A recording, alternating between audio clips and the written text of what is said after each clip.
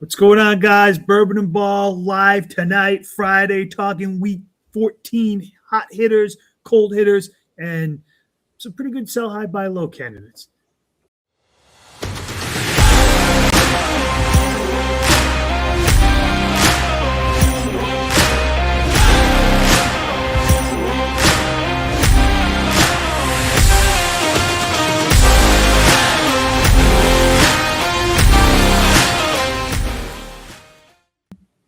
All right, like we said at the beginning, great stuff going on. Hot hitters, cold hitters, some crazy, I think some pretty good sell high, buy low guys. I mean, Mike, you saw the list. We'll talk about that in a little while.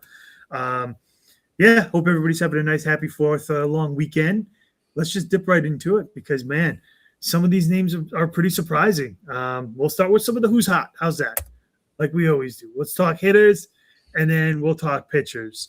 We first and foremost, Pirates outfield DH, Esmeralda Valdez. He's only 22% owned. He had himself a week, 524, 6 homers, 15 ribbies, 12 runs, 4 strikeouts, no stolen bases, 54 points, 6.6 a start. He played every game this week. Every game he gave you at least 6 points. And next up again, I mean, God, Dansby Swanson, Cubs shortstop, he is breaking records. I think he now owns the record for most RBI in the last 2 weeks, something like 25 ribbies for Dansby in the last 2 weeks, which is insane. Only 48% owned. He hit 320. He had 5 homers, 11 ribbies, 7 runs, 5 strikeouts, no stolen bases, 42 points, gave you 7 points a start. Every day you started him, he gave you 7 points, which is wild. These two guys, I mean, I know last week I said this is more of kind of like an outlier for them. I still totally agree with that.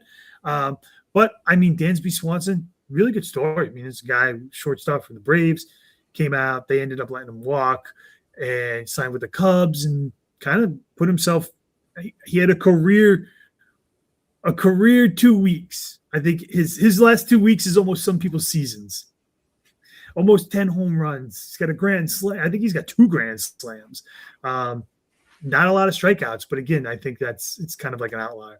Some honorable mentions, you got Junior Caminero. He's 3rd in points again. Seiya Suzuki and Nationals Luis Garcia Jr. all have 37. Ketel Marte, which is nice to see, 36. Jake McCarthy, 35. White Sox Jacob Gonzalez, 34. Trey Turner, Hunter Goodman, 32. And finally, Mookie Betts and Mickey Monarch. Right? I think that's Monarch. 31 points. And I will say, I mean, you notice the theme here is a lot of Rockies, Cardinals, Colorado players on this list. So they had a pretty good home stand. They didn't win a bunch of games, but they scored a lot of runs. Yeah, like you mentioned Jake McCarthy, right? We talked about him weeks ago, and we thought he was going to maybe pop off for them a little bit.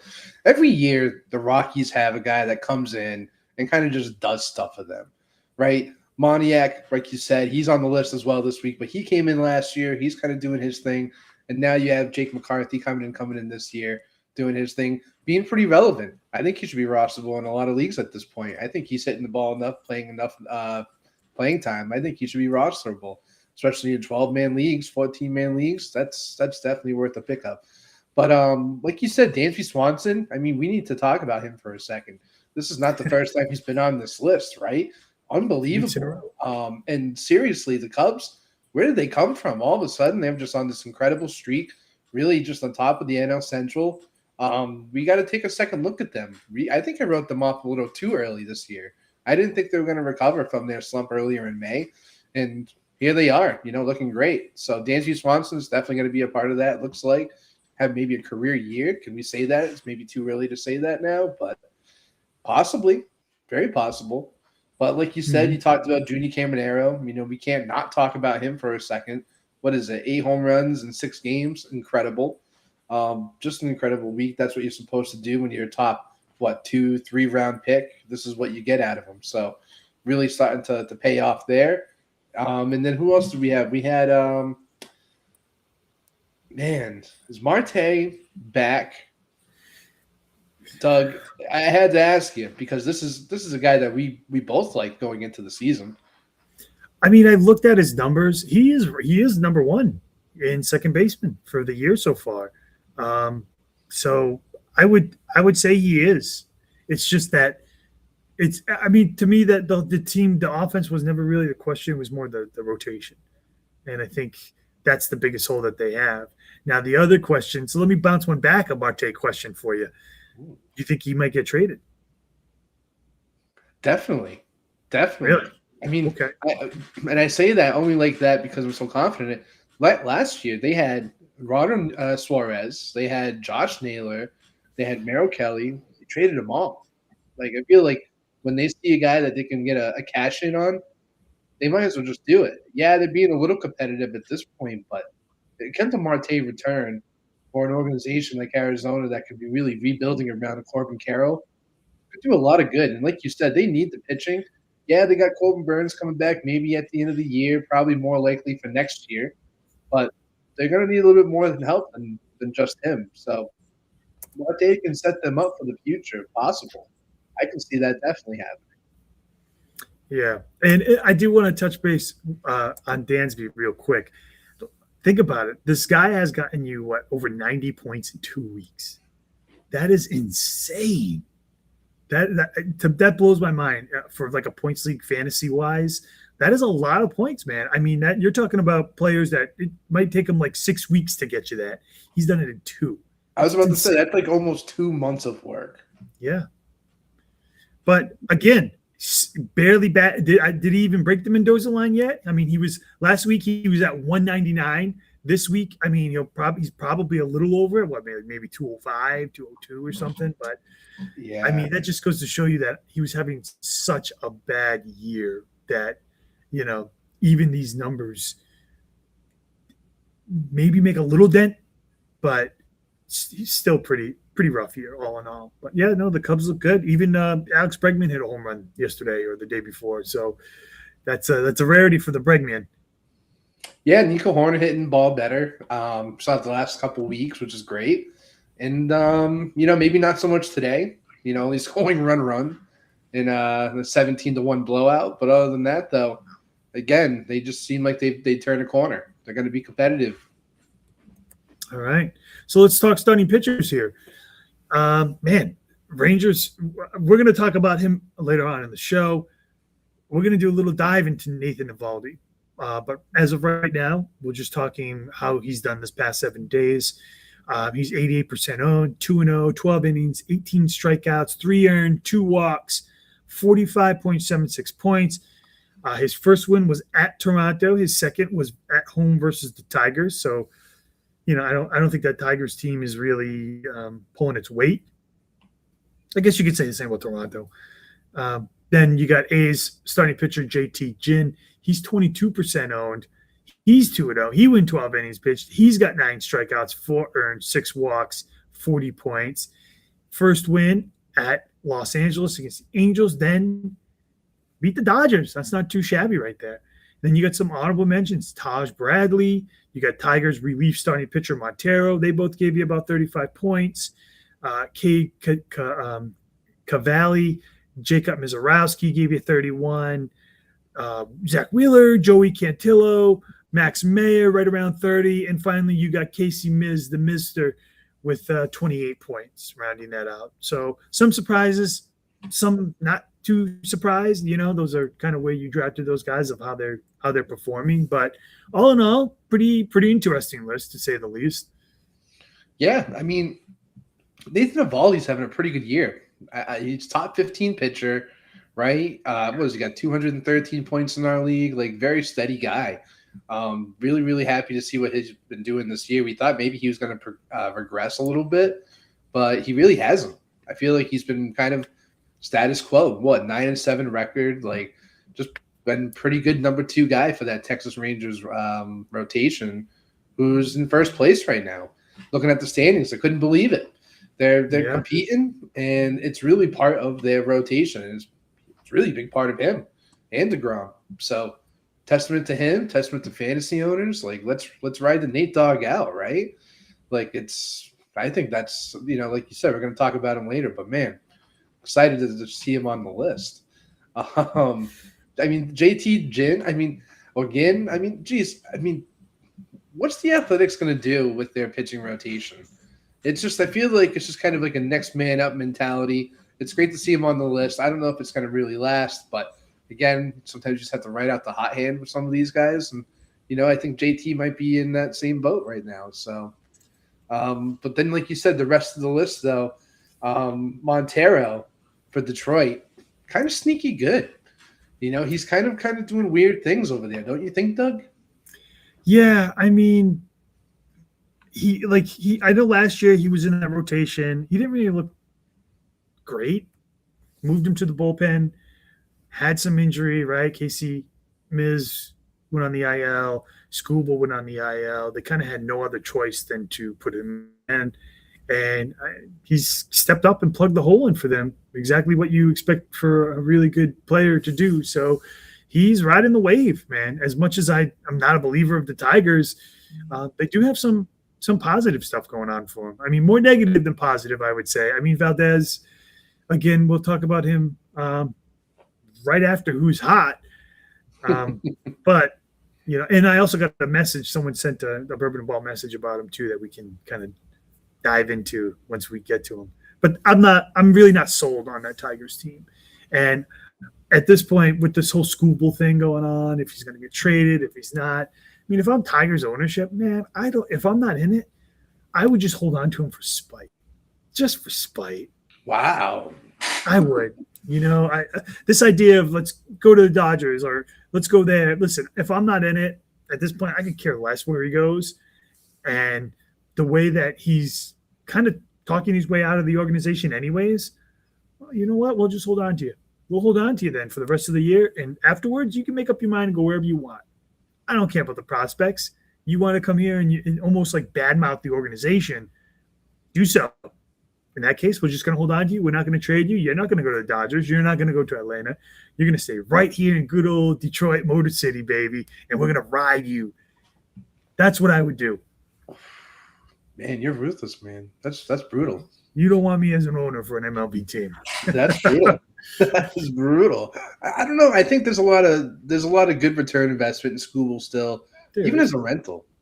But even as a rental, though, it opens up other possibilities for other teams to also, I think, be in the market for him as well. Not just the big market teams that we always talk about, like the Dodgers, the Yankees, and this and them. You have teams that are like middle market, and they got smaller windows than like a big market does. Like the Dodgers, they're going to have a 5 to 10 year window with this whole rebuild thing with Ohtani and this and that. But then you got teams like the Rays, right?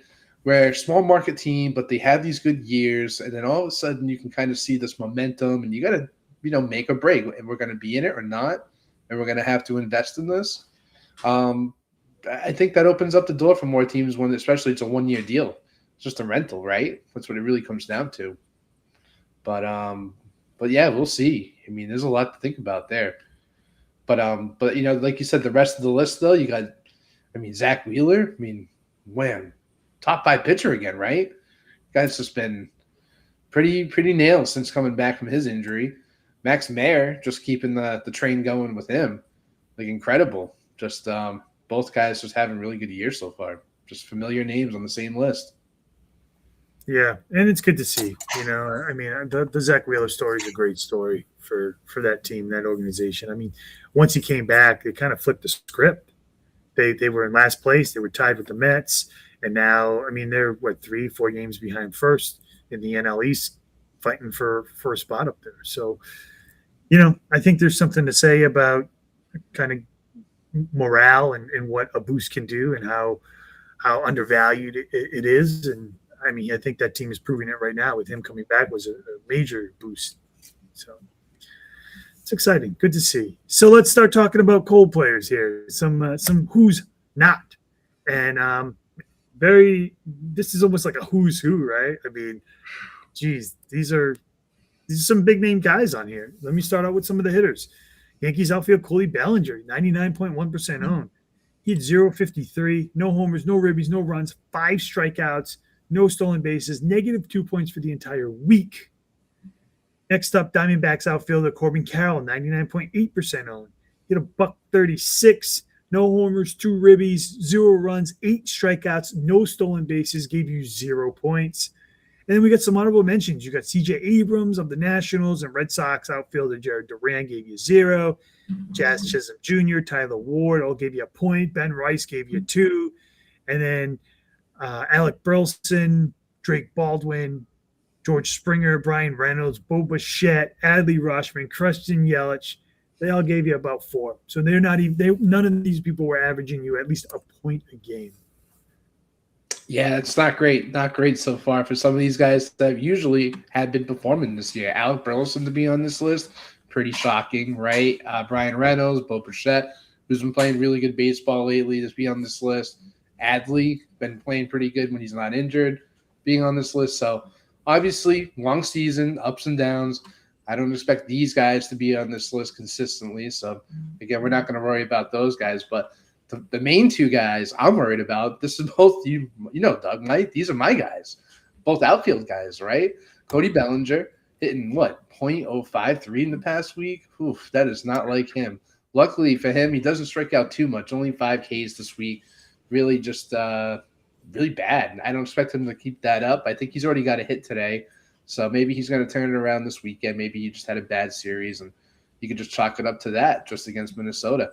And then Corbin Carroll. Again, you just want better from your better players that you draft in higher positions.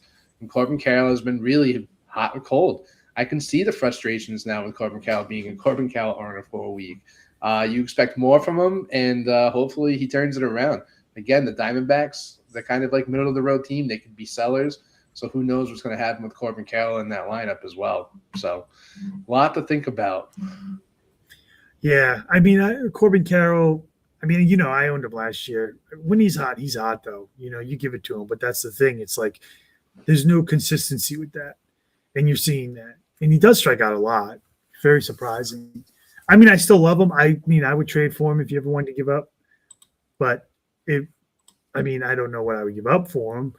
But he is still a great player, without a doubt. Cody Bellinger, to me, that was a little surprising. I really did expect the Yankees to have a really good homestand. I mean, they played both series at home this week. I know they still have a couple games left against the Twins, but still, I mean, they scored 1 run today. Garrett Cole actually looks pretty decent, even though they're in a delay. I think he's got 4 strikeouts, 3 innings, gave up an earned to solo home run to Cody Clemens. But still, I felt like this series this week for them was kind of like it seemed more of like a get right. Like it just made sense for them to come out at home. They struggled last week. Now you're home. You should be able to come in and score some runs. And they still haven't done that. And Goldie is slumping a little bit, you know? So I mean, I don't know what they could do. I think they're going to be buyers at the deadline. You know, they're really not going to need pitching because Max Fried's going to be coming back. Rondon is all right.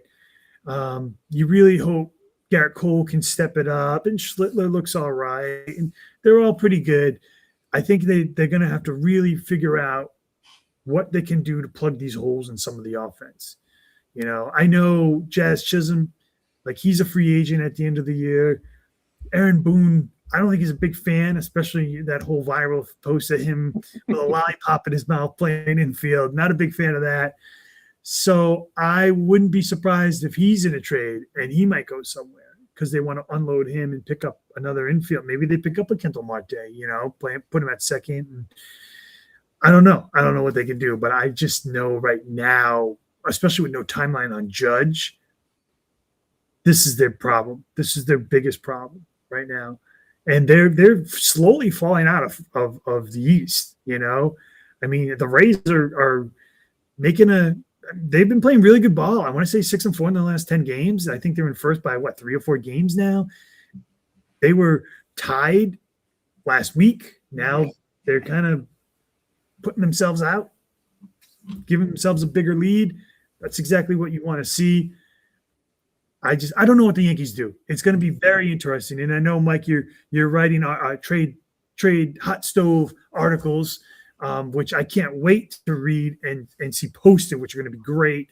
But I did get a snippet of a couple of them, and it's really good stuff. Really good stuff. I wonder though, what the Yankees are going to do. I don't know. What do you think? You're Brian Cashman. You already know your manager doesn't like Jazz Chisholm. You've got Anthony Volpe, who's kind of a little disgruntled because he's not getting his playing time like he wants. You don't know what you're doing with Stanton yet. You don't know what's going on with Aaron Judge. So many things going on. What are you doing? How are you attacking this? Who are you trading? I think, like you said, we'll stick with the bats, right? The bats, I think, are the most fun because with the Yankees, it's not so much of a money issue with them, right? So it's not like they're at a stranglehold to have like a certain market. So, like you said, Ketel Marte is a fun one, right? And let's stay in the West. We can talk about the Giants, and it's going to sound funny, but Devers, crazy to say it, but he still can play third base as well. He's compelling because San Francisco wants to jump off of him, so he might be out there. You got Matt Chapman out there, who again, almost kind of a player-friendly contract. I think that's an easier contract to move. And then Willy Adames. I know they just signed him this last offseason, but again, if they're not going to be winning baseball games, and they have to unload this payroll in some capacity. And then, like you said, I've been writing this article, but then one of them is going to be about Robbie Ray. Robbie Ray, I think, is going to be a really appealing name out there as well for teams. And again, maybe the Yankees don't need their pitching, but again, he's just a veteran out there that's going to also be on the move as well. So I think the Yankees can go in that avenue. And then also they could always use bullpen. I think bullpen's a really important position still. You'll see a bunch of guys move around, I think, in the next week or two. I think things are going to start ramping up in the next week. We already are. It's July 3rd. Like, we're only like less than 4 weeks away from the deadline. So I expect to see something, start to shake up in the next couple weeks to start really kicking off the moves. So I'm looking forward to it. But, man, the Yankees are going to have to do something because they're not getting Judge back anytime soon. And there's definitely a gap in that lineup right now. Right. So then on the other side of that, let's talk some starting pitchers. You've got Tigers starting pitcher Framber Valdez, who a fourth-round pick in our draft was 98% owned at one point, is now only 78% owned. 0-1 in 2 starts, so we got a loss and a no decision. He went 11 innings, 3 strikeouts, 9 earned, 2 walks, negative 5.72 points versus the Astros at home. Then he was in Texas against the Rangers. This was a guy we said last week on our Monday show to probably stay clear of him. So if you did bench him, good for you. It's wild. Just I don't want to go too crazy off topic, but there was a message from a viewer who sent us a message, excuse me. And he said, what do I do with Valdez? And I own Valdez. And he still throws hard. When he's going, he looks good. He gave you 24 points against the Yankees 3 starts ago. Kind of falls. I mean, didn't look bad against the Astros. He really got rocked against the Rangers. That's where these numbers are coming from. At this point, it's one of those things where, hey, you wasted an early round pick on him. He still has some decent stuff because he can go out there and win some really good games. Like I said, he beat the Yankees. He's not totally horrible. I think at this point, if you own him, you hold him. I don't think you start him. I mean, unless it's a really, really favorable matchup. I mean, maybe against the Twins or something like that, maybe. Other than that, you kind of just hold on to him. Hopefully he strings together a couple good starts. He could have a really great second half. Who knows? Or maybe they unload him. Maybe they trade him and he goes somewhere else and he just is even better. I don't think he likes Detroit. I don't think that's a place where he's going to succeed at. I don't know what it is. I think maybe he was just blinded by the money they threw at him when he signed the contract. I just think he is the quintessential change of scenery type of player. So if as an owner of Framber Valdez, I really hope he does get moved. I want to see him get moved. At this point, anywhere is better. Anywhere. But not a good week. I think you wait until he at least strings together a couple and then figure out if maybe you can actually get something for him in the trade market. If you can't get anything for him in the trade market, then I just don't think you drop him yet. I don't. I mean, you draft somebody in the 4th round, you just don't drop him unless he's out for the year, but he's not. You wait until he gets moved. I think he's going to get traded, honestly. If the Tigers keep falling out of this, I think they're going to try to offload Valdez. As crazy as it sounds, they just signed him. He just doesn't want to be there. And then next up, you got another guy who could be moved. Twin starting pitcher Joe Ryan. He's 97% owned. 0-1, 4 innings, 5 strikeouts, 6 earned, 3 walks, -4 points on the week. That was at Houston against the Astros. And then some honorable mentions here. Freddie Peralta, Cam Schlittler, Kyle Bradish gave you a -4 points. Michael King gave you -2. Garrett Cole gave you -1.5. Guardian starting pitcher Parker Messick gave you -0.8. And Mackenzie Gore, -0.6. Paul Skeens didn't even give you a full point for the week. Logan Gilbert give you 1.36 points. So, man, wasting a roster spot on some of these guys that can't even give you a point for an entire week on weekly leagues or even a spot start in other leagues, on daily leagues, that's a tough pill to swallow, putting them in your rotation and not giving you basically anything, really hurting you. Yeah, they are. I mean, Paul Skeens, I mean, let's just start off with him real quick. Is he tipping his pitches, you think, or something? Like, something's up with that because Paul Skeens to be getting kind of beat around like he has been these last few weeks seems just something's off with that. But do you think it's tipping pitches or do you think it's something else? I mean, that would make a little more sense, right? Still throws hard. It's not like he's having – I don't think he's physical. Maybe it's just mental. I mean, I watching his last start, and there were a lot of, like, you know, locations where the catcher would set up and the ball would be very far away from the setup point. So I don't know if maybe it's just more of just fine-tuning. And I think he actually said that after his last start. You know, he said, you know, it's more mechanics, more of location. And maybe that's the issue, you know. You hope he can get it right. I mean, the last thing you want is another Rick Ankiel. It's the last thing you want, especially with the Paul Skeens. I know. My God. But yeah, I mean, the rest of the guys on the list, though, I mean, Mackenzie Gore, no surprise there. We've talked about him before. He should be droppable in a lot of leagues at this point. Maybe the steam has come off of Parker Messick a little bit, right? He came out pretty hot beginning of the year. Now he's kind of been up and down, just kind of like everyone else in that Indians or Guardians rotation. And, yeah, I mean, it's just kind of been up and down for them this whole year, I feel. Garrett Cole, I mean, again, look, the expectation of Garrett Cole, we have to understand it's just not the same old Garrett Cole from what he was before, right? Coming back from injury, he's still got some rust on him. And I feel like he hasn't pitched a full season in how long, Doug? What, about 2 years maybe, 3 years? Yeah. So it's tough, you know. So you got to maybe give him a little bit of time. Maybe he could be a second-half hero for you, right? But, no, just I think that's a patient. Just be patient with the guy like that. And like you said, man, Framber Valdez, I mean, what's the market going to look like for him? He's got a, a 3-year, $115 million contract he just signed. So that's about $35 million-ish a year. I mean, Tigers are obviously going to have to eat some money on this, but, you know, there's only a couple teams I think that'd be interested in a guy like this because they just need a guy to come in and just be a stabilized guy in the rotation. Like the first team that I think of is like the Nationals, right? Like, yeah, they got Cade, who's been pretty good for them this year. But they could really use another guy, like a veteran guy in there. And I think he would kind of fit the bill for that, for the Nationals team there. But, yeah, you know, again, just some of these guys, Freddie Peralta, just been up and down this year. I mean, man, if you're a Freddie Peralta owner, what do you do with him? You know, 200-plus innings for, what, 3 straight years and then car crash this year? Just, oof, it's tough. Yeah, I mean, I was reading up on some of that stuff. I went a little Steve Cohen heavy this afternoon because I had nothing else better to do on my 4th of July weekend. And Freddie Peralta was a big talk about moving him. Where? I don't know. And you say the Nationals, and I know it's in same division. It's a division rivalry, but at this point, you are so far out of first. Who cares where he goes? It's not going to hurt you at all. It's not like you're fighting for anything at this point, you know.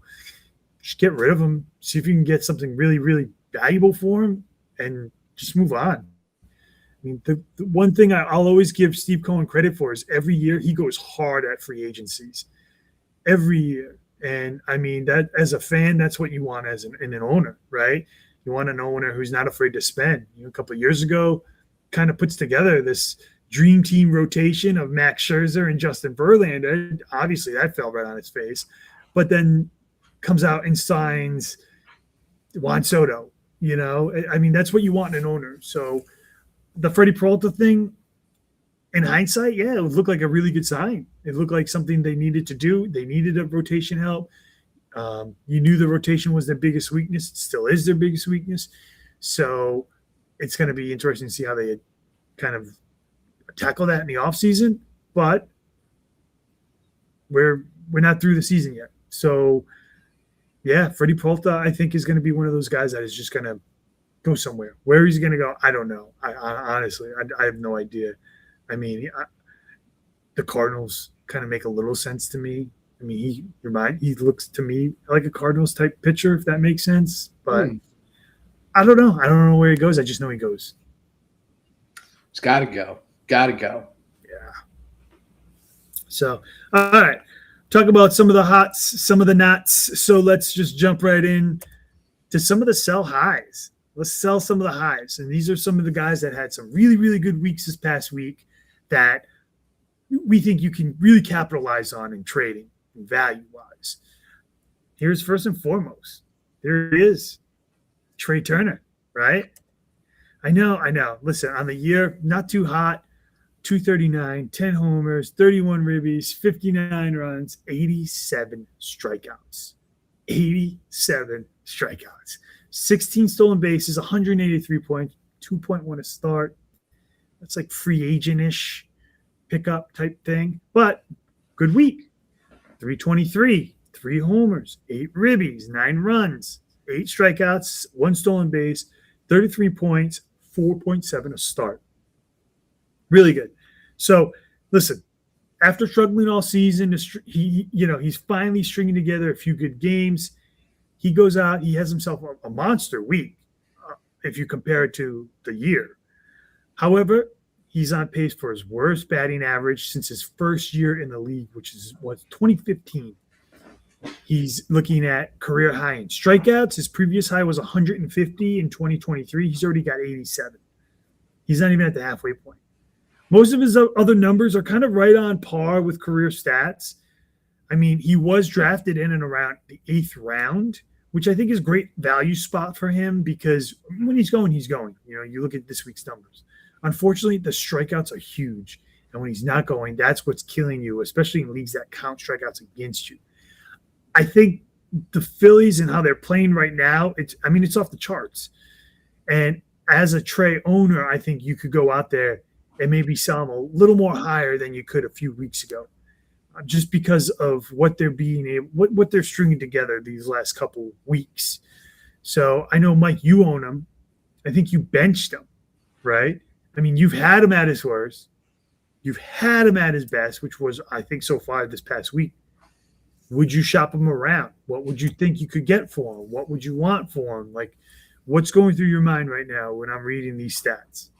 It's tricky. It's really tricky with him because, again, when he's good, he's so good. He can score you so many points, and he's just, again, a well-rounded guy. But usually part of that, though, is the strikeouts, or I should say the lack of strikeouts, prior to his history, right? And then this year, you just go down his Baseball Reference and you go down the strikeouts, and it's just such an outlining year in that category where you can't ignore it at this point. So you have to evaluate him just a little differently. This is some of the regression that comes with a Trey Turner that is not stealing as many bases as he has before, and the average is low, like you said, this year. So you got to set a realistic expectation, I think, when it comes to a Trey Turner. And you just can't value him, like you said. It was an 8th-round pick. It was a pretty good value. But really, though, when you compare him to other shortstops and the top shortstops, he's not even in the top 10. So there was better value out there when it came to the position. So you're going to have to come up with more of a realistic expectation of what you're going to target when you dangle a Trey Turner out there. Right now, he's playing good. So you try to go maybe for the moon, for whatever you want there. It's tough to pinpoint. There's so many guys, like you could say maybe like an Adley Rutschman, right? Again, catching, but at the same time scores maybe plays 4 days a week. He usually gets 1 day a week off. It probably evens out, I'd say probably give or take. Yeah. But something like that, nothing too crazy. Like again, same thing with pitching. You don't want to say I want maybe a George Kirby, but maybe that's too much for a Trey Turner, right? So maybe something a little under maybe the George Kirby line. But yeah, I would say this is definitely the time to dangle him out there though, because again, a lot of strikeouts so far, not stealing as many bases. He is stealing some bases, but again, just not at that same level that he used to. And if you get another shortstop on your team, again, like my team, I got Francisco Lindor that just came back. He looks pretty good. Have a couple home runs this week. Looks like he's going to be back to his own self a little bit, at least for one more year. So again, if you got the equity, might as well try to get something for it, right? Right. No, I agree. I agree. And then next up, from the pitching perspective of it, we just talked about the Nate Dogg. I think, and you had talked about his numbers. He's 88% owned, get 9-7, 105 innings, 110 strikeouts, only 24 walks, but a 4.0 ERA, still 213 points, 12.6 a start. We already went over his last two starts, both wins at Toronto, yeah, and then versus the Twins at home, the Tigers, excuse me. So listen, amazing start against Toronto, amazing start against Detroit. Hasn't looked awful. His last four starts, 4-0, 3 quality starts out of the 4, but he's also given up 3 runs in 3 of the 4 starts. So, yeah, he's giving you 4 quality starts, but he's right at that quality start line. One more run would have killed it. So, at least 3 runs in 3 of 4 of those out of 4 of those starts. So that really tells me, honestly, that the offense is really kind of bailing him out on this. I mean, you look at a Chris Sale who can go out there and pitch 6 innings and give out no runs and just be a sore luck loser because it's an unearned run. And then you got Nate Eovaldi going out there giving up 3 runs in 3 starts in a row and still gets the win in every single one of those starts. Tells me this is more of this offense really just coming up and bailing him out.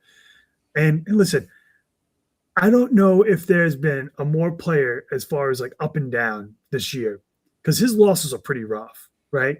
He's got 6 earned at Baltimore. He's got 6 earned versus the A's, 5 earned versus Houston, 4 earned against the Cardinals, 4 earned against the Royals. But again, with that said, he's ranked 15th in starting pitching, which isn't bad for someone who was probably drafted in the teens, like 13th, 14th round. But we also know the story with Nate. He's always had a few IL stints throughout the year. So I feel if you want to if you want to unload, him for value, now would be the time to do it. I mean, I can't really see his ceiling getting any more higher than a top 15 pitcher averaging 12.6 a start. He should be able to fit you a pretty good offensive piece in return. I feel people who drafted him know what they're getting with him, which is a pitcher that can dominate a start and a pitcher that can not dominate a start. There's no in between with him. He either looks really good or he looks really, really bad. He's so hit or miss. And I think right now he's hitting. So I'd like to trade him before those misses start racking up. And I think right now this is peak value for him. I understand you want to keep him, you want to hold him, and I get it. Pitching is tough. Consistent pitching is tough, but he's not consistent either. You look at his other starts outside of his last 4. I just think now would be a really good time to cash in on how he's pitching. I really do. Yeah, great trade candidate. Everything you said, like you said, top 15 pitcher right now. And again, you just don't know if he's going to keep it up or not at this point. And there's a couple names I'm looking at right now, Doug, and it's like, man, he's around 213 points. We said, I'm looking at a Liam Hicks. I'm looking at like a Jonathan Aranda. Wilson Contreras is 196. Like now we're getting a little low, but Vlad Guerrero, Josh Naylor, like Josh Naylor, that's a fun one. I think that's probably the most fun name I saw on that list. He's kind of turned a corner a little bit, but man, yeah, I mean, Nate Eovaldi he's been like a top 10. I mean, not top 10, but top 15, top 20 pitcher. Some top 5 seasons for like the last decade. Like, this guy earned his flowers. Like, he's been a fantasy Hall of Famer in my book. Like, he might not be a true Hall of Famer, but he should be in a fantasy Hall of Fame because he's been so relevant for so long for us. And again, you know, if the Texas Rangers were not playing such good baseball right now, he would be, I think, a trade target too for a lot of teams that are looking for more starting pitching. You know, I could see him going back to the Rays. I think that would be a great spot for him. I was just gonna say that. The Rays. The Rays would be an awesome spot. It makes sense, right? Yep. Him having Drew Rosman too, who's having a career year with the Rays already. It just kind of seems like a really good fit. And then it puts the pressure off of Shane McClanahan, who's already getting limited right now at this point. They're pushing back his start. It's happened, I think, with this past Wednesday, right? So they're already kind of messing with him. They could use a pitcher like that. But man, you know, that's always me putting my GM cap on, right? You know, we always like to make the side deals. But yeah, this is a guy I would be happy to keep, or I'd be happy to target. I think there's no bad answer here. But if you go and get something that you really want in return, like a bat, like you said, I mean, you should get something back pretty good. And if you can't move him for something pretty good, don't move him at all. I'd rather just keep him and just ride him out. Right. Again, though, my only concern is, you know, he's going to hit the IL at some point. You just know it. He's one of those guys you just know it's going to happen. So I would be wary of that. If you keep him, I'd be wary of that if I trade for him. So either or, in my opinion. Yeah. So here's a flip side of buying, and so we talked about maybe selling Trey Turner a little high because he's had a really good week, right? I think 4.4 points to start this past week, so really good for him. But here's someone who really hasn't had a good week, who was drafted much higher, that I think is going to have a really good second half. And Mike, you're a fan, you know who I'm talking about. I'm talking about the Orioles shortstop Gunnar Henderson, 96.7% owned. Him, his year right now, and Trey Turner's are interchangeable almost. You know, 227. Obviously, he has more power. 16 homers, 39 ribbies, 49 runs, about the same amount of strikeouts, 91 strikeouts, 6 stolen bases, 183 points, 2.1 a start. Very similar. Really rough week for him. 231, no homers, no ribbies, 4 runs, 3 strikeouts, no stolen bases, 11 points, 1.8 a start. But the strikeouts have gone down recently. So I love Gunnar. Mike, I know you're a Gunnar guy too. Let's break down some of these numbers. So, like I said, very similar to Trey Turner in that he's on pace for career low in batting average, career high in strikeouts. However, he does have a few more walks than Trey, and he has a hell of a lot more power. 16 homers for a shortstop right now is pretty crazy. He's on pace to at least tie his career high of 37 or pass it. He's only 25, still in his prime, which is coming soon, I think. Trey Turner, a little opposite, right? He's on the back end. He's 33. I think Gunnar is going to have a monster second half. I think Dio's offense kind of looks to have some life in it. They're scoring some runs. They're averaging at least 3 runs a game in their last 10. I think the Pete Alonso effect should be in full swing by the time the second half hits. With that said, Henderson was one of the first shortstops off the board in drafts. I want to say in and around the 4th round. I don't think it would cost a similar pick if you went out and got him right now. So I think if you do like him, if you are a fan of him, this is a great buy low guy. I know him and Trey, like I said, they have almost the same exact numbers as far as points. But for the second half, I'm buying Gunnar Henderson. He's a great buy second half, right? I mean, this guy's all potential to be breaking out. He's got 16 right now, you said, Doug. This guy could have 35 by the end of the year, potentially, if he really does want to break out. A lot of people circled him on draft boards this year, too. I circled him on draft boards. He got picked before I could. In our league, Doug, he got drafted pretty high, I believe, right? 3rd, 4th round. He was pretty popular on draft day, but he had a great April and then really just fell off since then. You said it, Doug. He's 25 years old. And I feel like some of these guys are breaking out later in their careers at this point. I think point example is Byron Buxton. It took him until he was like 28, 29 years old until he was really comfortable and started staying healthy and seeing production fantasy-wise that we knew that he could do when he first got drafted. Gunnar Henderson, I think, is going to be in that same kind of category where I think he's going to age like fine wine rather than having these career years at such a young age. So he's going to be, I think, in dynasty leagues, a very patient hold. And I'm, like you said, I'm buying the hype. I'm holding on to a Gunnar Henderson if I have him. And if he's only batting 227 for the season, man, that probably tells me he's probably available on some teams. There's probably some teams that have him that are having a headache with him. Take the headache away if you're patient enough for him. When it comes to this year, what do you think? Do you think he finishes off with 30-plus home runs and, 100-plus RBIs? And then next year, this is going to be potentially big for him. Yeah, I think next year would be this is a guy you could probably target a lot later than the 4th round next year. And honestly, I don't want to spoil it, Mike, but I might be looking at him. I might. I really think he's turned a corner. I mean, that, like I said, Orioles, they're up 3-0 today. He's got a run. He's got a couple walks. He's got a stolen base. He's got no strikeouts.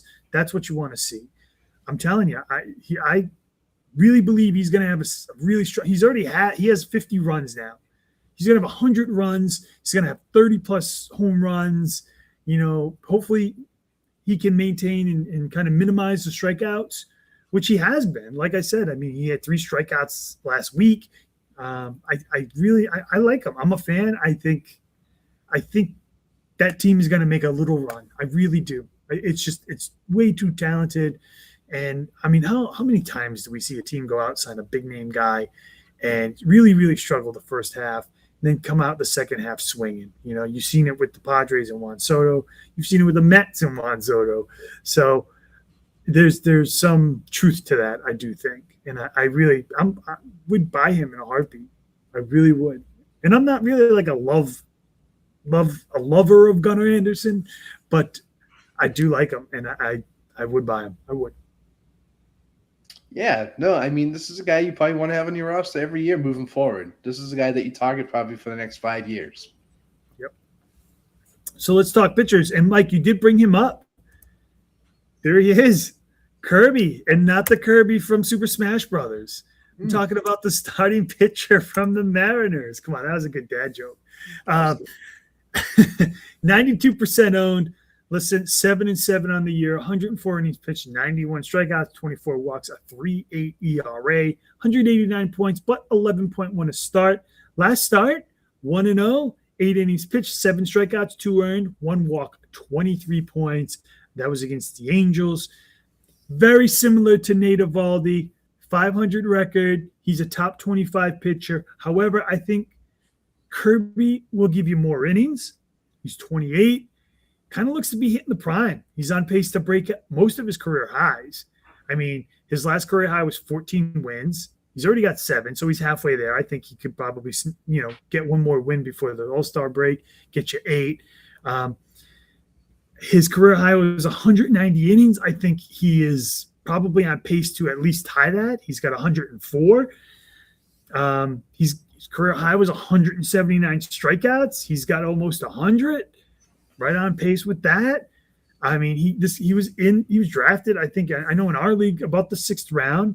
Again, I don't necessarily think he's worth a 6th round pick right now, but I think he will be.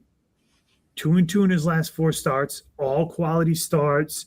It's just unfortunate. His offense is just so lackluster right now. This guy could easily have 10+ wins if they scored a few more runs. I really think this is a great buy low candidate right now, just because I think the offense is going to pick up.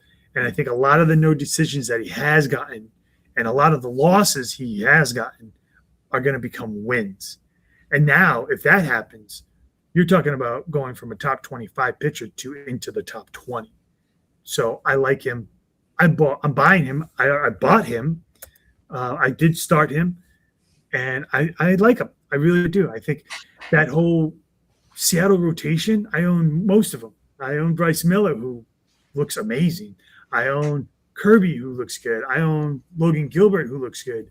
But the thing is, this whole Luis Castillo experiment is driving me bananas.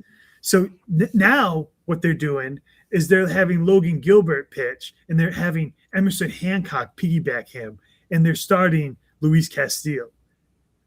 Crazy. Just like, why would you? Emerson Hancock is a starter. Logan Gilbert is a starter. Everybody on this team is a starter except Luis Castillo. Take him out of the rotation. He's probably one of the highest paid guys in that rotation, which is why they want to put him out there. Maybe they're just showcasing him. Maybe they're trying to get him starts so they can shop him around. Hopefully he strings out a couple and they can move him. I think they lost the window to move him last year when they could have, and they should have. But other than that, their rotation to me is the best in baseball. I mean, 1 through 5, I don't think you could find a better 1 through 5, honestly, really. But I do like Kirby. I do think we buy on him. I think he's going to have a really good second half. Yeah, I think Kirby's great. You said top 6 rounds. He was about that last year going into the year. He was supposed to be their top guy going into last year, and just it wasn't the story. It was more about Logan Gilbert, and then obviously the breakout of Wu. So this year, he was kind of the forgotten guy in the rotation. I think people saw Brian Wu as the guy, obviously, after last year, and then Logan Gilbert, and then kind of Kirby behind. But really, if you look a year before that, Kirby was the guy. So I still think Kirby's the guy, to be honest. I think he's the most consistent out of that group as a whole. I think he's the most polished guy. I think he he can eat innings, right? We just saw him go 8 innings this past week. Looked great. Strikeouts are there. The whip is low, so he doesn't put a lot of runners on base still. The ERA looks a little high. He does get a couple hits on the home runs there, but still just a very good pitcher.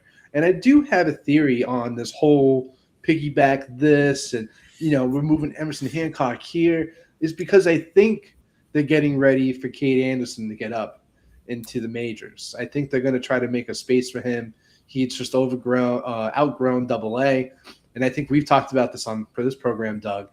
They tend to skip over Triple-A in Seattle because I forget, it was because I think where they play in Triple-A and it's the wind and the rain, and I guess it's just really not great elements for pitching. So I guess a lot of pitchers do jump from Double-A to the majors. Cade Anderson, obviously being top prospect pitcher in baseball, they're anxious to get him back up there. They also have another pitcher, Sloan, down there, who is also very, very good right-handed pitcher. So they just have a plethora of pitchers, Doug, in Seattle. Like you said, they already have a great 1-2-5, but they could have a great 1-2-7 if they chose to. So in saying all that, Kirby's job is not in jeopardy. He's still going to just continue doing his thing. And I do think Seattle is going to be competitive toward the end of the year. They just need to wake up a little bit with their bats. That's all they got to do is just wake up. Also, very potential that one of those guys could potentially move in a deal, right? Like we just mentioned all the depth that we had. It could be a guy like an Emerson Hancock. It could be very most likely a Luis Castillo. But they have depth, and they got holes in other places. So you could also see some moves there. But I'm buying George Kirby regardless. I think he's going to be a stud regardless throughout the rest of the year. And I almost feel like he's a must start almost every week regardless. Yeah, I'd say him and Bryce Miller. Bryce Miller is having an outstanding year. Is like a 180 ERA. Man, he looks really, really good. So I think if you own a couple of those guys, obviously the whole 6-man rotation, piggyback situation isn't ideal for fantasy. I get what they're trying to do. Like you said, make some room, maybe trade a couple guys. I don't know. But I do like Kirby, and I do like Bryce Miller, and I don't think those guys are going anywhere. Nope, I don't think so at all. Yeah, the piggyback thing's interesting. I don't know how I feel about it all, even as a whole. I don't know. Just doesn't rub me the right way. I mean, it was funny how they originally had Luis Castillo start, and then Bryce Miller piggybacked him for the first time. And Castillo goes 4. Bryce Miller comes in, pitches 3 innings, gets the win in 3 innings because he comes in for the 5th, 6th, and 7th. So Yeah. it was a cheap win for me because I did start him, and I love that. But I all in all, though, I'm not a fan of like starters piggybacking starters.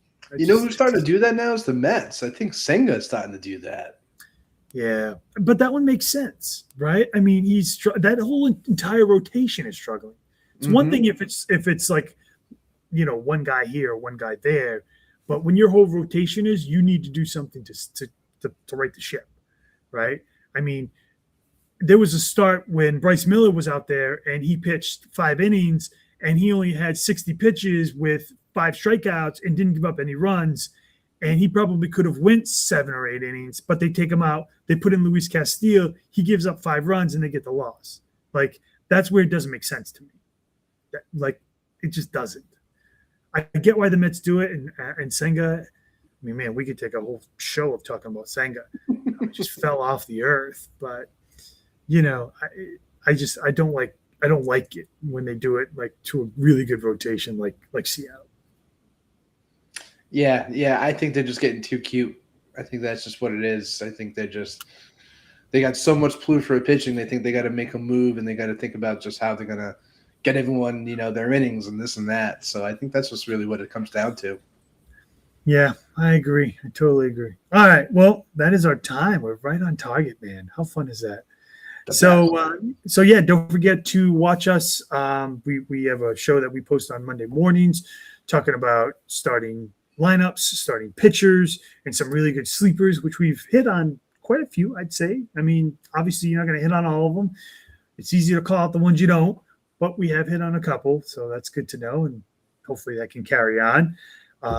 So give us a like, all that good stuff. Subscribe, FSAN, subscribe, and we'll see you back here live next week talking about the hottest hitters, the coldest hitters, and some really good buy low, sell high candidates. So for Mikey V, I'm Doug. This is Bourbon N Ball. We'll see you next week. And don't forget to watch us Monday mornings before setting your lineup. We like to give out some really good advice for that stuff too. So we'll see you later. Have a good, happy 4th of July. Good luck in fantasy.